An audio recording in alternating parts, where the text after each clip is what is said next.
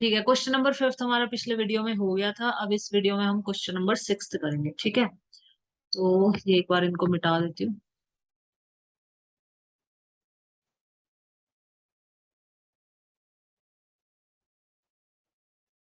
Question number six read करो खुशी, पढ़ो question number six.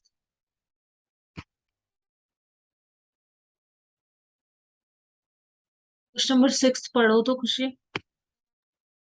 Diagonal AC of parallelogram ABCD bisect angle A so that if bisects angle C also ABCD is rhombus. ठीक है, ये बहुत simple है। देखो, diagonal AC of a parallelogram, ये डायग्राम दे रखा है हमें। Diagonal AC of a parallelogram A B C D, ये डायगोनल एसी है। ये parallelogram A B C D, ये दे रखा है कि एक पैरेललोग्राम है, इसकी ये डायगोनल है। बाइसेक्ट एंगल है, ये एंगल ए को बाइसेक्ट कर रही है। बाइसेक्ट करना मतलब इक्वल पार्ट्स में। अगर ये पूरा 60 डिग्री का है तो ये वाला 30 और ये वाला 30। ठीक है, मतलब ये जो डायगोनल है एसी, ये इस एंगल को बाइसेक्ट कर रही है, बराबर दो भागों में बांट रही है। ठीक है, दो इक्वल पार्ट्स में डिवाइड कर रही है। हमें फर्स्ट क्या शो करना है? It bisect angle C also, ये प्रूव करो कि ये दोनों एंगल्स भी इक्वल हैं। हमें ये प्रूव करना है कि ये वाला एंगल और ये वाला एंगल, ये दोनों एंगल आपस में इक्वल है। तो इसके लिए क्या करेंगे? इसके लिए एक तो ये ट्रायंगल ले लो, एक तो हम ट्रायंगल लेंगे एडीसी, और एक हम ट्रायंगल ले लेंगे एबीसी। बस, तो दोनों को कॉन्ग्रुएंट प्रूफ कर देंगे, इन दोनों ट्रायंगल्स को।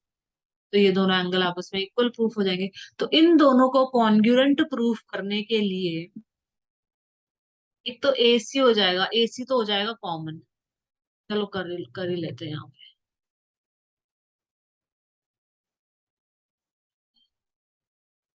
यहाँ मैं बना देती हूँ, क्वेश्चन नंबर सिक्स कर रहे हैं हम।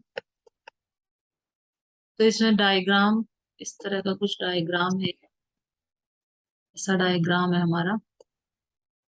ए,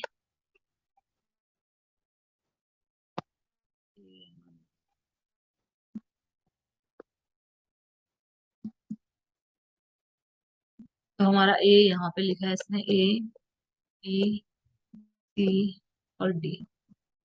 और इसने हमें बता रखा है कि ये एक पैरेललोग्राम है।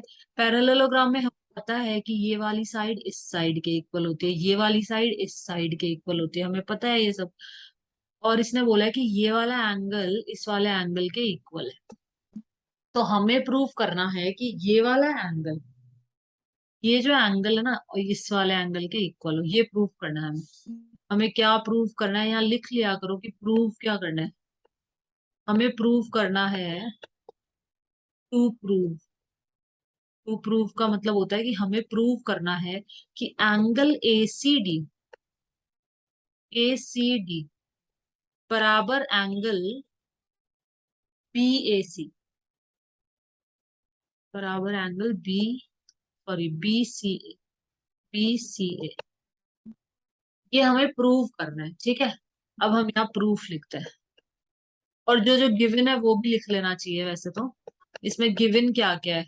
इसमें गिवन ये है कि ये एक पैरेललोग्राम है। पैरेललोग्राम का मतलब हो गया कुछ ही, हमें गिवन है कि ए बी और सी डी दोनों इक्वल है, ये हमें दे रखा है, गिवन है।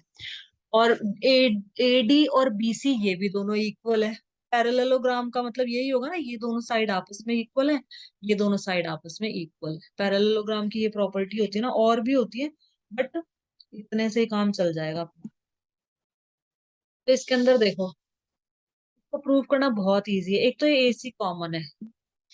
पहले तो ये दोनों ट्रायंगल के नाम लिख लो। इसमें लिखो इन ट्रायंगल, ये तो बहुत ही सिंपल है। In triangle ACD and triangle ABC, ABC. देखो एसी तो कॉमन है, AC is equal to AC, AC दोनों ट्रायंगल्स के अंदर आ रहा है। ये जो एसी है ना, ये दोनों इस ट्रायंगल में भी आ रही है ये साइड, और इस नीचे वाले ट्रायंगल में भी आ रही है। तो ये तो हमारी हो गई कॉमन, यहाँ लिख दो कॉमन। ठीक है, पूरा लिख देना। अब लिख दो कि एडी और बीसी इक्वल है, क्योंकि ये पैरेललोग्राम है, तो एडी और बीसी इक्वल होगी। यहाँ ब्रैकेट में लिख दो opposite side of a parallelogram.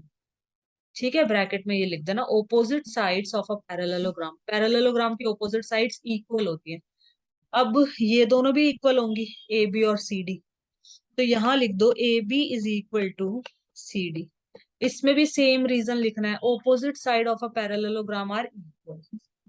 ठीक है, फिर by S S S congruency rule से ये दोनों ट्रायंगल आपस में कॉन्ग्रुएंट हो जाएंगे, एस एस एस से हो जाएंगे तीनों के तीनों, मतलब दोनों के दोनों ट्रायंगल। तो S S S congruency rule से दोनों के दोनों ट्रायंगल हमारे क्या हो गए, इक्वल कॉन्ग्रुएंट प्रूफ हो गए। तो बस ये वाला एंगल और ये वाला एंगल दोनों आपस में बराबर हो जाएंगे। सिंपल, तो खत्म बस अब ये। तो लिख दो कि एंगल ए सी डी, मतलब ये जो ऊपर लिखा था ना, ये ऐसे का ऐसा यहाँ उतार दो, angle A C D is equal to angle B C A by C P C T.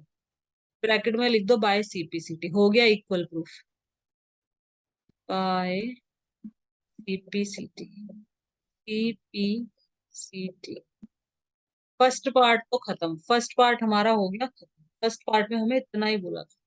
अब हम सेकंड पार्ट पढ़ लेते हैं एक बार, सेकंड पार्ट में क्या बोला है हमें, तो मिटा देते हैं, फर्स्ट पार्ट तो हो गया, नहीं मिटा देते, फर्स्ट पार्ट हो गया। अब सेकंड पार्ट क्या कह रहा है, सेकंड पार्ट पढ़ लेते हैं एक बार। ABCD is a rhombus, ABCD क्या है, रोम्बस है, ये प्रूफ करना है। तो रोम्बस के लिए हम क्या करते हैं, कुछ रोम्बस के लिए ये चारों जो साइड्स है ना, ये चारों साइड्स हमें इक्वल प्रूफ करनी है रोम्बस के लिए। सिंपल सा है, ठीक है ना, चारों साइड हमें इक्वल प्रूफ करनी है। और ACD और ए ये वाला तो हमने कर चुके हैं, ठीक है। तो ABCD रोम्बस है, इसके लिए हमें चारों साइड्स क्या है, इक्वल प्रूफ करनी पड़ेगी, चारों की चारों साइड। तो इसके अंदर कुछ भी नहीं है,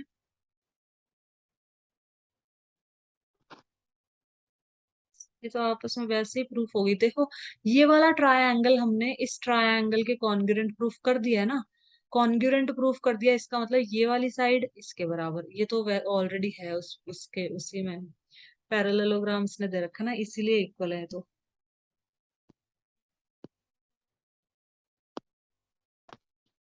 AD और CD, ये क्या हो जाएंगे, ऑपोजिट साइड। देखो खुशी, अब इसके अंदर क्या चीज होगा, ये वाला अपना जो ट्रायंगल ना, ये वाला, तो ये ट्रायंगल है ACD, और हमने क्या प्रूव करा है, CAD, इन दोनों को इक्वल प्रूफ करा है ना हमने, ACD और CAD, C को भी बाइसेक्ट कर रहा है। देखो कुछ यहाँ पे हमने क्या प्रूफ कर दिया, कि ये जो डायगोनल है ना, ये वाली डायगोनल, ये इसको इस एंगल को भी बाइसेक्ट कर रही है, बाइसेक्ट मतलब ये दोनों बराबर है, और इस वाले एंगल को भी बाइसेक्ट कर रही है, मतलब ये दोनों एंगल आपस में बराबर है। अब देखो खुशी, जो पैरेललोग्राम होता है, पैरेललोग्राम के ओपोजिट जो एंगल्स होते हैं वो इक्वल होते हैं। मतलब एंगल, इसका आंसर बता रही हूँ सेकंड वाले का, angle A is equal to angle C. Angle A का मतलब है यहाँ पे DAB, पूरा आएगा एंगल ए में, ये पूरा आ जाएगा। और DCB, ये दोनों एंगल आपस में बराबर है। चलो करके दिखा देती हूँ इस यहाँ पे, यहाँ कर ही लेते हैं इसको भी, सेकंड पार्ट कर रहे हैं ना हम अब हम कर रहे हैं इसका सेकंड पार्ट। ये भी बहुत इजी है, तो बस 2-3 लाइन का है, ज्यादा नहीं लिखना है इसमें, क्योंकि ये हम कर ही चुके हैं ऑलरेडी प्रूफ, बस इसमें थोड़ा लिखना है। क्या था यहाँ पे, A था, इधर था B, इधर था C और इधर था D। अब इसने हमें क्या बोला है इसके अंदर, कि इसको प्रूफ करो कि एक रोम्बस है, ठीक है, तो रोम्बस में चारों साइड इक्वल प्रूफ करनी पड़ेगी। तो ये तो ऑलरेडी प्रूफ है कि ये इसके इक्वल है, ये इसके इक्वल है, ये तो प्रूफ है। हमें ये प्रूफ करना है कि ये दोनों भी आपस में इक्वल है और ये दोनों भी आपस में इक्वल है, ये प्रूफ करना है बस। तो हमें टू प्रूफ क्या करना है हमें,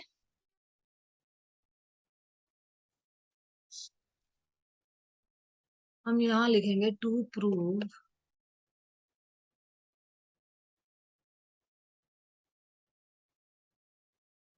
हमें प्रूव करना है कि AD बराबर CD, मतलब ये दोनों साइड इक्वल प्रूफ करनी है। रोम्बस में चारों साइड बराबर होती है ना। एक मिनट खुशी, एक मिनट।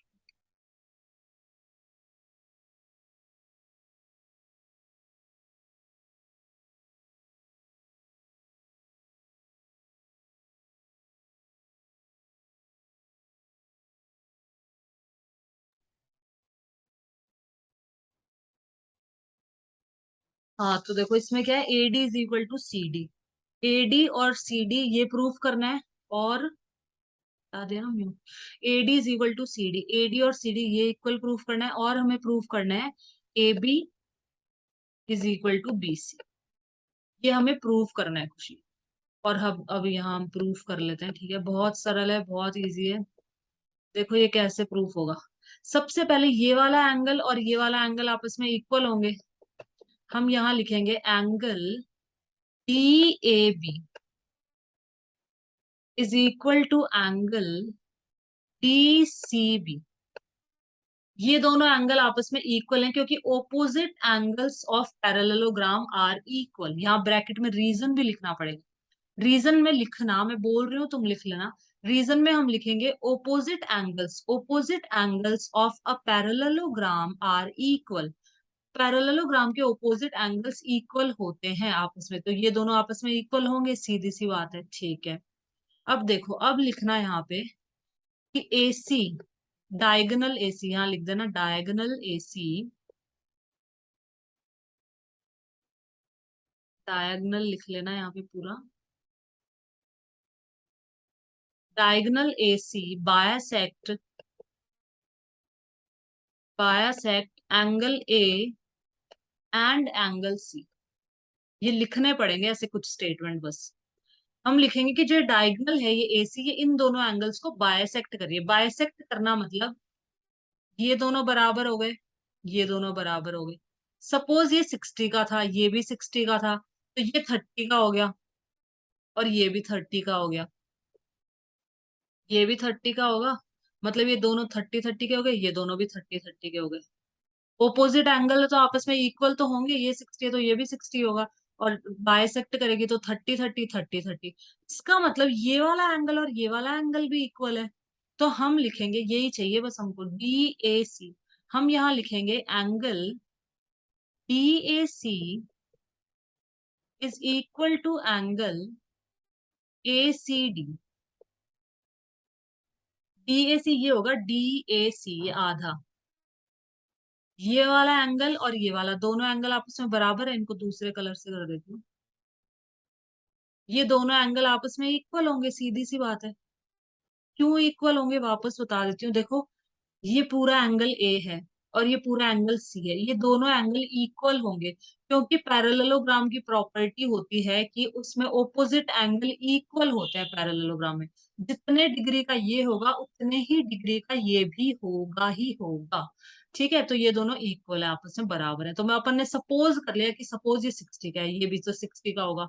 समझाने के लिए मैंने सपोज किया है यहाँ पे। अब ये जो AC है, ये डायगोनल क्या करिए, बायसेक्ट करिए। एंगल A को भी दो इक्वल पार्ट्स में डिवाइड करिए और एंगल C को भी दो इक्वल पार्ट्स में डिवाइड करिए। तो मतलब 30-30 मतलब ये दोनों भी आपस में इक्वल हो गए। ये मैंने 30-30 वाला कॉन्सेप्ट तुम्हें समझाने के लिए लिया है कि ये दोनों एंगल आपस में इक्वल। अब ये दोनों एंगल आपस में इक्वल होंगे ना खुशी, तो इसके ओपोजिट साइड मतलब ये वाली साइड, और इस एंगल के ओपोजिट साइड मतलब ये वाली साइड, ये दोनों साइड भी आपस में इक्वल होंगी। तो यहाँ लिख देना बस, इसमें यही खेल है, बस इसमें ऐसे लिखना है, पूरा कुछ भी नहीं है इसमें। कॉन्ग्रुएंट प्रूफ कर दो, लिख दो, बहुत इजी है। AD is equal to CD, ये दोनों साइड्स इक्वल हो गई ना आपस में, दोनों की दोनों साइड इक्वल होंगी। ब्रैकेट में रीजन लिखना पड़ेगा, opposite side of equal angle are equal. Opposite side यहाँ पूरा लिखना, तुम पूरा लिख लेना। Opposite sides of equal angle, ये दोनों एंगल इक्वल है तो इनकी ऑपोजिट, ऑपोजिट मतलब इसके सामने की ये साइड और इसके सामने की ये साइड, तो इन दोनों एंगल्स की ये जो ऑपोजिट साइड है, आमने सामने की जो साइड्स हैं, ये भी इक्वल होंगी। यहाँ ब्रैकेट में लिखना पड़ेगा, opposite sides of equal angles are equal. ठीक है ना। तो ये दोनों साइड हमने इक्वल प्रूफ कर दी। ठीक है, अब ये वाली इसके बराबर है, ये वाली इसके बराबर है, और ये दोनों आपस में बराबर है, तो मतलब ये चारों बराबर होगी ना, एक चारों एक दूसरे के। तो बस यहाँ लास्ट हम लिख देंगे, लास्ट स्टेप हम लिखेंगे कि ए बी बराबर B C equal to C D is equal to D A. ये सब आपस में इक्वल प्रूफ, इक्वल है सारे के सारे। ठीक है ना, तो therefore it is a rhombus, therefore it is a rhombus, hence proved. ये हमने रोम्बस प्रूव कर दिया है।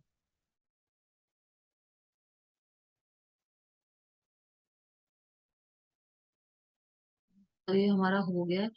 मैं पैरेललोग्राम की प्रॉपर्टीज बता देती हूँ सारी वापस से एक बार। 5 मिनट है ना, इसमें मैं पैरेललोग्राम की प्रॉपर्टीज सारी बता देती हूँ। देखो देखो पैरेललोग्राम की क्या क्या प्रॉपर्टी होती है, बहुत इंपॉर्टेंट है जानना, इसलिए मैं सारी एक साथ बता रही हूँ यहाँ पे। ये एबीसीडी एक पैरेललोग्राम है। पैरेललोग्राम में क्या क्या पढ़ा था हमने, पैरेललोग्राम में हमने सबसे पहले पढ़ा था ए बी, और ये जो सी डी है ये दोनों आपस में इक्वल होंगे, यहाँ लिख देती हूँ, A B is equal to C D. ये दोनों ऑपोजिट साइड इक्वल होंगे और ये दोनों आपस में इक्वल होंगे। और होता है कि A D is equal to B C. ठीक है, लेकिन ये चारों आपस में बराबर हो ये जरूरी नहीं है। पैरेललोग्राम के अंदर होता है कि ये जो ऑपोजिट साइड है, ऑपोजिट मतलब ये आमने सामने वाली, मतलब ए बी सी डी के इक्वल होगी और पैरेलल भी होगी। यहाँ पे लिख लो, पैरेलल भी लिख लो, A B is parallel to C D. मतलब अगर क्वेश्चन में खुशी ऐसे दे दिया ना कि ये एक पैरेललोग्राम है, तो पैरेललोग्राम का मतलब हमें लिखना, हमें समझ जाना चाहिए कि ये दोनों पैरेलल हैं और ये दोनों इक्वल भी। ठीक है, और ये दोनों भी इक्वल है और पैरेलल है, अगर उसने पैरेललोग्राम लिख दिया है तो। A D is parallel to B C, सबसे पहली चीज तो ये। ठीक है, आप ये ऑपोजिट साइड्स इक्वल होती हैं और पैरेलल होती है। अब इसमें जो ऑपोजिट एंगल है ये भी इक्वल होता है, एंगल बी बराबर एंगल डी, दोनों बराबर होंगे, और ये वाले दोनों आपस में बराबर होंगे। Angle A is equal to angle C, ये दोनों एंगल आपस में बराबर होंगे। लेकिन ये ऐसा कोई जरूरी नहीं है कि चारों बराबर हो आपस में, ऐसा कोई जरूरी नहीं है। ओपोजिट एंगल्स इक्वल होंगे, आमने सामने वाले जो एंगल्स होते हैं वो क्या होंगे, इक्वल होंगे। आमने सामने वाले एंगल्स क्या होंगे, इक्वल होंगे इसके अंदर। ठीक है ना, तो पैरेललोग्राम की ये तो कुछ कॉमन प्रॉपर्टीज है, ये तो ध्यान रखनी ही रखनी है। ठीक है ना, ये थोड़ी बहुत प्रॉपर्टीज मैंने लिखवाई है, तो ये तो ध्यान रखनी रखनी है, और पूरी प्रॉपर्टीज हमने उसमें पढ़ी थी यहाँ पे। और देखो कौन सी छूट गई, एक वो उसको इक्वल उसमें डिवाइड करती है, वो इतना इम्पोर्टेंट नहीं है। चलो देखते हैं और क्या क्या है इसमें।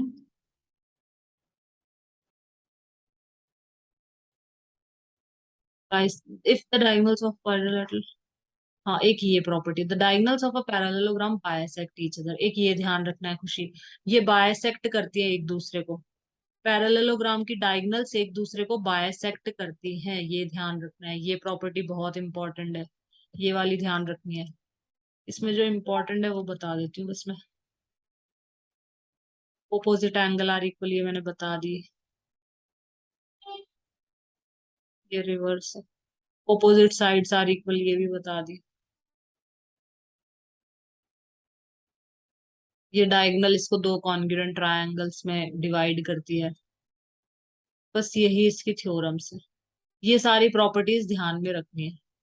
एक तो ये मैं वापस से टिक कर देती हूँ जो मेन इंपॉर्टेंट है, एक तो फर्स्ट वाली। ठीक है, और देखो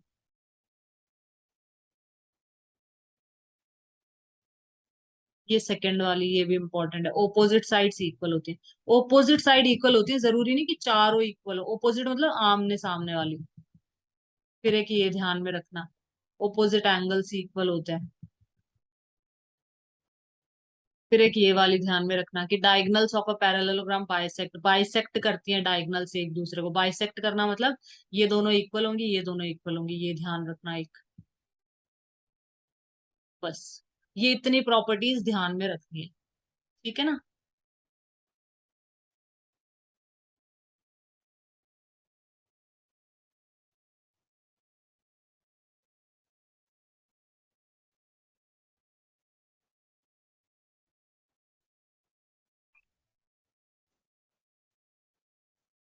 हेलो गाइस, तो आज हमने यहाँ तक पढ़ लिया है एक्सरसाइज 8.1 के 6 क्वेश्चन। क्वेश्चन तक हमने कर लिया, क्वेश्चन नंबर 6 तक। कल हम क्वेश्चन नंबर 7 करेंगे, और question number 8th 9th 10th 11th 12th ये सारे हम कल करेंगे। आज हमने क्वेश्चन नंबर 6 तक किया इस वीडियो में। अब नेक्स्ट वीडियो में हम क्वेश्चन नंबर 7 और उसके आगे के क्वेश्चंस करेंगे। आई होप आपको समझ आया होगा, आपके लिए हेल्पफुल होगा ये वीडियो। अगर आपको अच्छा लगे तो प्लीज इसे लाइक शेयर एंड सब्सक्राइब कीजिएगा। Thank you.